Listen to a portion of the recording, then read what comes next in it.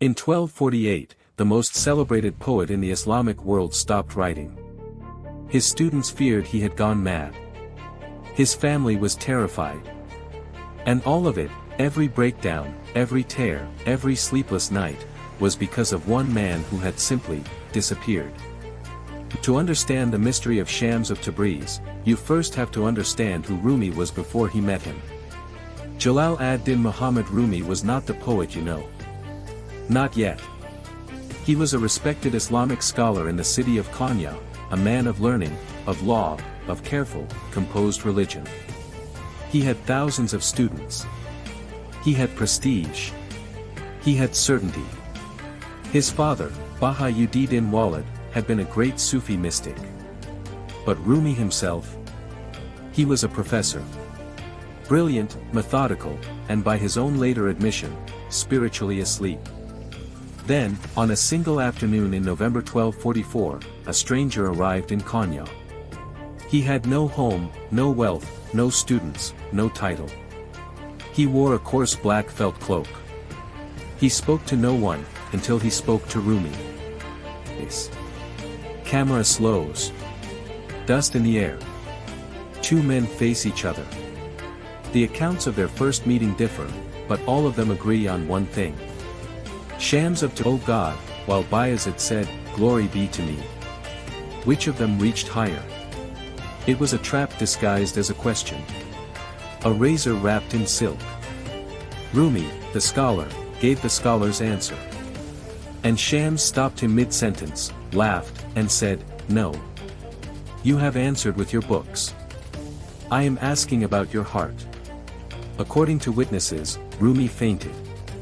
When he woke up, something in him had cracked open. He later described it as a wall collapsing, the wall between knowledge and truth, between religion and direct experience of God.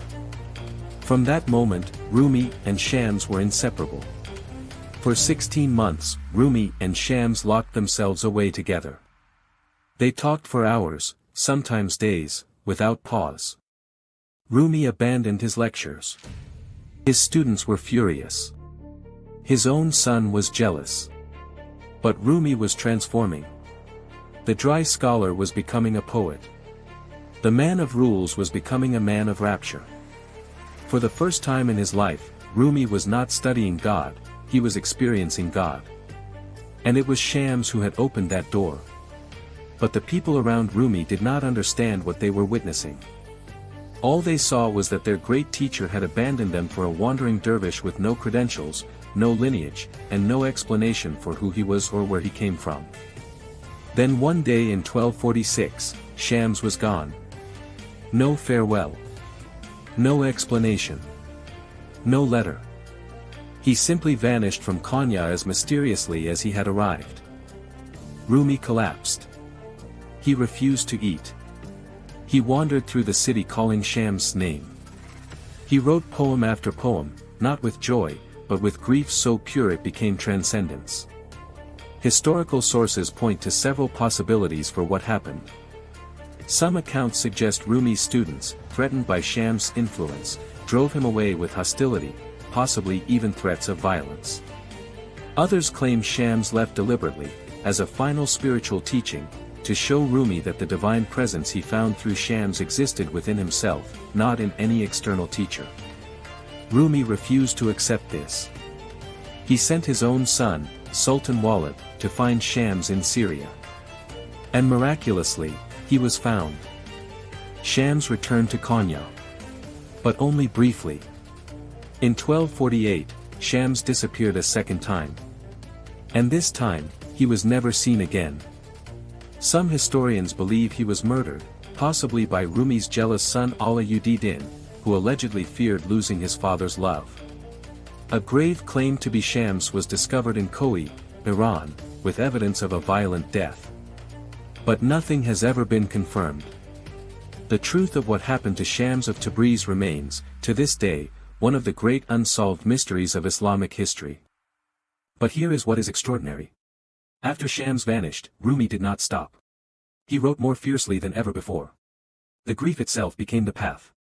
The loss of the teacher revealed that the love Rumi felt for Shams was never really for Shams, it was for the divine light that Shams had helped him see. Shams was a mirror.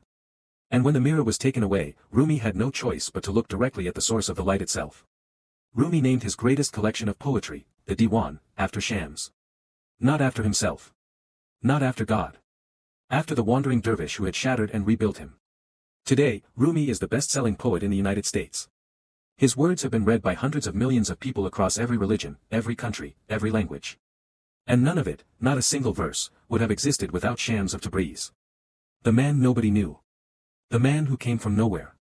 The man who disappeared, and in disappearing, gave the world its greatest poet.